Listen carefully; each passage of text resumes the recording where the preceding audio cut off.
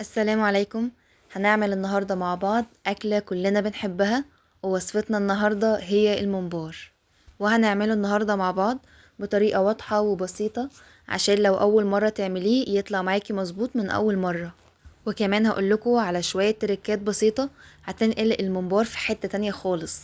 خليكي معايا خطوة بخطوة، وفي الآخر هتلاقي نفسك بتقدمي ممبار الكل هيسألك عملتيه ازاي. يلا بينا نبدأ ونشوف هنعمله ازاي. واول حاجة هنبدأ بيها وهي خلطة الممبار. في بولة كبيرة او صينية كبيرة هنحط فيها 3 كوبايات من الرز المصري العادي اللي هو الرز الابيض، وغسلناه تحت مية جارية وبعدها صفيناه كويس. ومعايا 3 4 قرون من الفلفل، فرمناهم كويس في الكبة، ولو عايزينه سبايسي شوية فممكن تحطوا معاهم قرن فلفل حراق.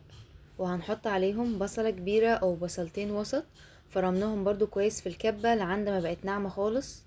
وبالنسبة للبهارات فهنحط معلقة كمون، معلقة فلفل اسود، ومعلقة كزبرة ناشفة، ومعلقة قرفة، والقرفة هنا هتدي الخلطة ريحة حلوة قوي. ومعلقة ملح، ممكن تزودوا او تقللوا في الملح، فده بيكون على حسب رغبتكم. وممكن تحطوا معلقة شطة، ده لو انتوا عايزين الممبار يطلع معاكم سبايسي شوية. ميكس بقى كل الحاجات دي مع بعض قبل ما بنحط الصلصة.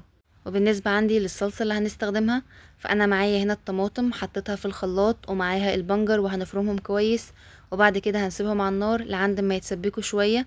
وكمان هنحط عليهم معلقة بابريكا عشان تديها اللون الأحمر ده، وهنحط كمان معلقة سكر عشان تعادل حموضة الطماطم، ومعلقة ملح. طبعا هنسبكهم من غير مادة دهنية. بالنسبة للخضرة فمعايا حزمة شبت، حزمة بقدونس، حزمة كزبرة، هنقطعهم ناعم او ممكن تفرموهم في الكبة.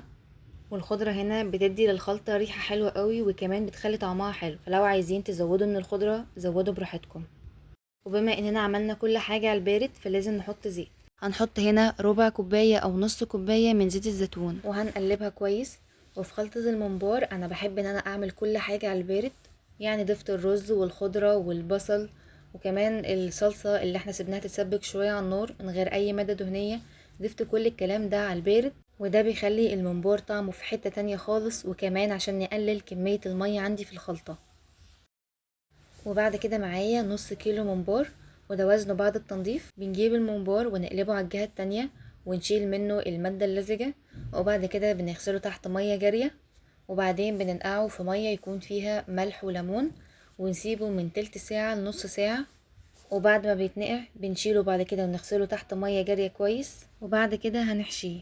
واول حاجة الدهون اللي بتكون في الممبار دي بتكون جوه ما بتكونش بره. وكمان خدوا بالكم وانتوا بتقطعوا الممبار ان هو ولا يكون قطع كبيرة قوي ولا قطع صغيرة. وبصوا بقى لما نيجي نحشي الممبار بنمسك طرف الممبار ونفتحه بايدنا زي ما انتم شايفين كده، وبعدين هنجيب شوية من الخلطة وندخلها جوه الممبار. ممكن تحشوه بايدكم زي ما انا بعمل كده، او ممكن تعملوه بمعلقة. وناخد بالنا ان احنا ما بنحطش كمية كبيرة مرة واحدة، احنا بنحط شوية بشوية وندخله بايدنا كده زي ما انتم شايفين، وده عشان الممبار ما يتمليش زيادة وياخد اكبر من حجمه. وبعد ما بنحشي الممبار بنضغط كده عليه من بره عشان الخلطة جوه تتوزع في الممبار بشكل متساوي، وده عشان لما الرز يستوي ياخد مساحته وما يتقطعش معانا. وكمان واحنا بنحشي لازم ناخد بالنا ان احنا بنسيب مسافة صغيرة من الجنبين، وده عشان لما الرز يستوي ما يطلعش بره الممبار. وبعد كده هنحشي الممبار كله بنفس الطريقة. وبعد كده هنيجي لمرحلة سلق الممبار. في حلة على النار هنكون مالين ربعها مية، وهنستنى لعند ما المية تغلي، وبعد كده هننزل بالممبار. واول ما بنحطه لازم نسيبه ياخد غلوة على نار عالية، وبعد كده نهدي النار ونسيبه يكمل سلق على نار هادية جدا عشان يستوي كويس من جوه من غير ما الحشو يطلع، كمان الممبار ما يفرقعش ولا يتقطع معانا.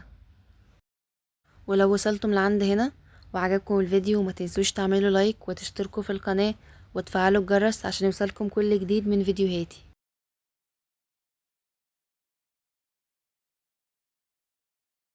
وبالنسبة للبهارات اللي هنحتاجها فمعايا ورق لورا، بصل وسط قطعتها، معلقة فلفل اسود، ومعلقة قرفة، ومعلقة ملح ممكن تزودوا او تقللوا الملح فده على حسب رغبتكم، واربع خمس فصوص حبهان. وبعدين هننزل بيهم على الممبار، وبعد كده هقلب البهارات دي عندي في المية. لكن انا هنا ما بقلبش الممبار، انا بس بقلب البهارات في المية، وبعدين هنغطي عليها وهنسيبها على نار عالية لعند ما تغلي. واول لما يغلي بنهدي عليه النار ونسيبه يستوي على نار هادية، عشان لو سيبنا الممبار على نار عالية فالحشوة اللي فيه هتطلع برا. وبعد كده هنغطي عليه وهنسيبه على نار هادية يستوي براحته من ساعة لساعة الا ربع. وكده خلاص الممبار استوى معانا وبقى جاهز. هنبدأ بقى ان احنا نطلعه من الحلة. واول حاجة بنلاحظها ان هو لونه يكون فتح شوية، وبنطلعه على مصفى عشان ينزل كل المية الزيادة اللي فيه.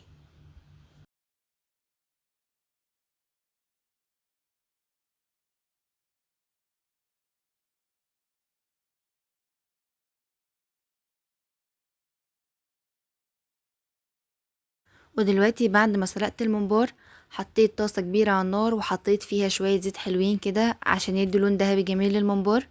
واول ما الزيت سخن نزلت من الممبار واحدة واحدة عشان ما يكومش كله فوق بعضه وكمان ما يتقطعش معانا. واهم حاجة واحنا في المرحلة دي ان ما نستعجلش، النار عندي تكون متوسطة عشان الممبار ياخد وقته يتحمر من بره ويبقى مقرمش شوية، وفي نفس الوقت يفضل طري وجميل من جوه. وبعد كده بغطي الطاسة بمنع الطرطشة عشان الزيت ما يبهدلش معانا الدنيا. واول لما الممبار ياخد لون من الجنب بنبدأ نقلبه على الجهة التانية. وبعد ما الممبار يتحمر كويس هنبدأ نشيله من الزيت، هنشيله بمصفى عشان لو في اي زيوت تنزل.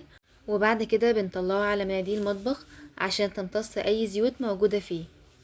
ودي من اسهل الطرق اللي ممكن تجربوها في الممبار ونتيجته مضمونة 100%.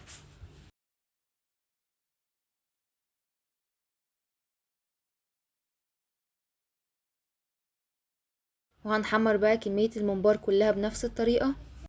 وبعد ما الممبار استوى وحمرناه كويس هنبدأ بقى ان احنا نرصه عندي في طبق كبير. وكده يا جماعة يكون الممبار بتاعنا خلاص جاهز. وشايفين لونه ما شاء الله ذهبي وجميل، وكمان ريحته في الوقت ده كانت حاجة كده ما شاء الله. والممبار من الاكلات اللي يمكن بتاخد شوية وقت ومجهود، بس حقيقي النتيجة تستاهل كل ثانية تعبنا فيها. مش عايزه اقول لكم بقى ريحته في الوقت ده كانت حاجه كده ما شاء الله، وكمان طعمه كان في حته تانية خالص. جربوا بقى الممبار بالطريقه دي وصدقوني هتدمنوه وكمان هتكرروه من كتر جماله وحلاوته. وبعدين هنحط على الممبار رشه ملح وفلفل اسود، وكمان هنحط شويه بقدونس كده قطعناهم. وبكده هنكون وصلنا لنهايه وصفتنا النهارده.